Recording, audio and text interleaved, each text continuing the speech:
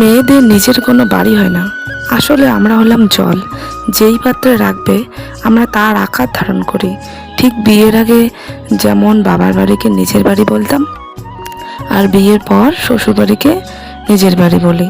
তারপরও যখন যেখানে আমার থাকি না কেন সেই বাড়িটাকে মনের মতো করে গুছিয়ে নেই।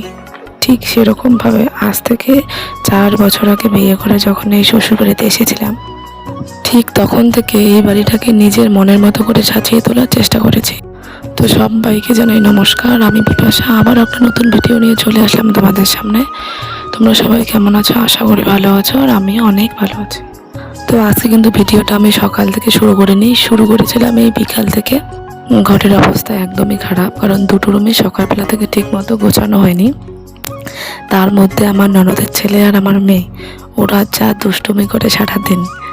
মেয়ে হওয়ার আগে কিন্তু আমাকে এত ঘর গোছাতে হতো না, হয়তো সপ্তাহে 2-3 দিন গোছালে হতো। আর এখন তো রোজ 2-3 বেলা না গোছালে হয় না, না হলে ঘরের অবস্থা একদম শেষ।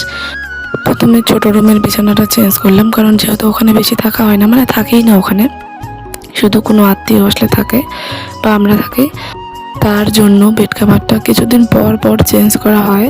তো ওইদিকে বড় জামা কাপড়গুলো বেশ অগোছালো হয়েছিল, সেগুলো গুছিয়ে নিলাম। গুছিয়ে নিয়ে এইদিকে আমি খুঁজতে এসেছিলাম আমার শাখা, মানে কালকে অনুষ্ঠান বাড়িতে আমি শাখা পরে গেছিলাম, এসে খুলে রেখেছিলাম। তো সকালবেলা থেকে খুঁজে পাচ্ছি না।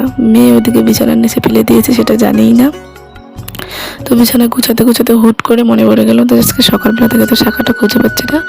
তো বিছানার তল থেকে পেয়েছিলাম, হয়তো মেয়ে কোনো এক সময় মানে বিছানা থেকে বসে বসে খেলছিল, হয়তো ভেতরে ফেলে দিয়েছিলাম।